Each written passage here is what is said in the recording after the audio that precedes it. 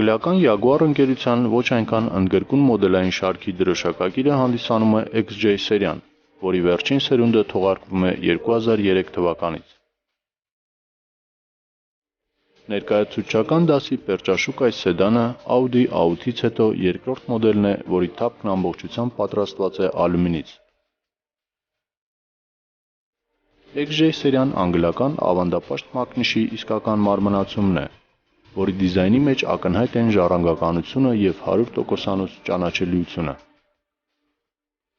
Սակայն XJ սերիան իր արտադրական 4 տարիների ընթացքում որոշ քննադատության էր արժանանում այն բանի համար, որ մի փոքր հեռվից համարյա հնարավոր չէր զանազանել հին և նոր մոդելները։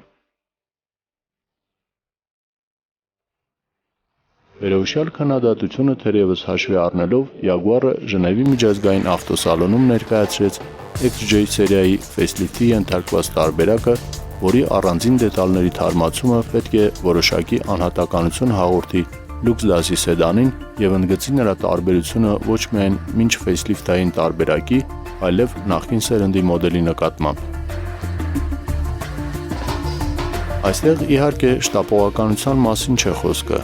XJ սերիան լավ թե վատ վաճառվում է և հավակնություն էլ չունի մեծ կտոր փախցնել S դասի Mercedes-ի, 7-րդ սերիայի BMW-ի և Audi A8-ի համար նախատեսված կարկանդակից։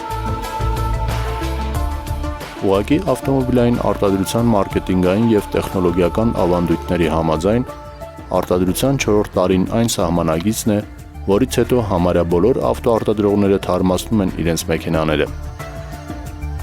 Այնպես որ Jaguar-ի թարմացված XJ սերիան պլանավորված միջոցառում է և հավանաբար այս տեսքով այն կարտադրվի մինչև 2010 թվականը և այնուհետև կփոխարինվի նոր մոդելով, որը հնարավոր է և ունենա միանգամայն այլ տեսք, եթե հաշվի առնենք, որ CX-F հեղափոխական կոնցեպտուալ մեքենան դառնալու է ապագա S-Type բիզնես սեդանի նախատիպ։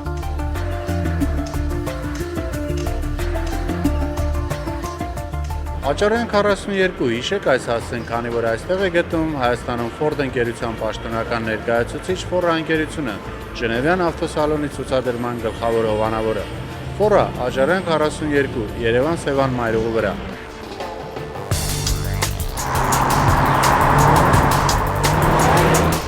Ինչ վերաբերում է թարմացված XJ սերիային, ապա փոփոխությունների հիմնական տարբերությունը զգացվում է մեքենայի առաջնամասում։ Այստեղ առջևի բամպերը ստացել է միանգամայն նոր գծագրություն։ Այն այժմ շատ ավելի խստադեմ է և ահարկու նախկին մոդելի համեմատությամբ։ Ռադիատորի քողարկիչի ներքևում հայտնվել է նույն չափերի մի օդափոխիչ խոռոչ վանդակավոր ցանցաշերտով, որի կողքերին հայտնվել են հակամառախուղային լապտերները։ Արտաքին հայելիների վրա հայտնվել են շրջադարձերի թարթիչների լապտերները։ Առջևի թևերի վրա այժմ երկար ուղղահայաց օդափոխիչ անցքեր են, որոնք այստեղ են հայտնվել XK կուպեի և կաբրիոլետի դիզայնից։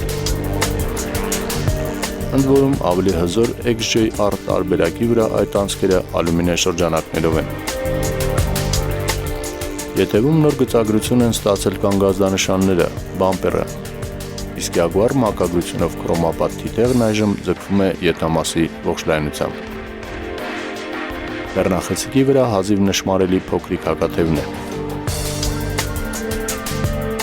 Սալոնում համարյա փոփոխություններ չկան, կրկին թանկարժեք կաշվի և փայտի, ինչպես նաև քրոմապատ դետալների համադրություն է։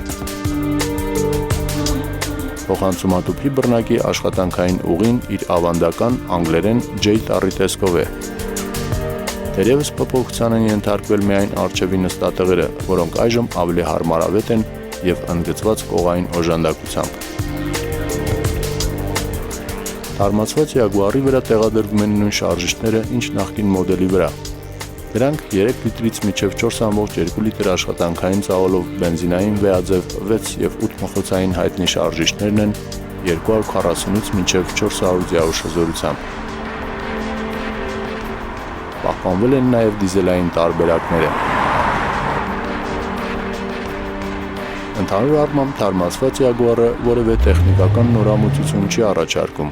այն ուղղակի ընդգծում է դիզայնի առանձին դետալներ, որոնք ավելի ժամանակակից տեսք են հաղորդում մեքենային ապահովելով նրան ևս 3-4 տարվա արտադրական կյանք, որից հետո այն կփոխարինվի նոր մոդելով։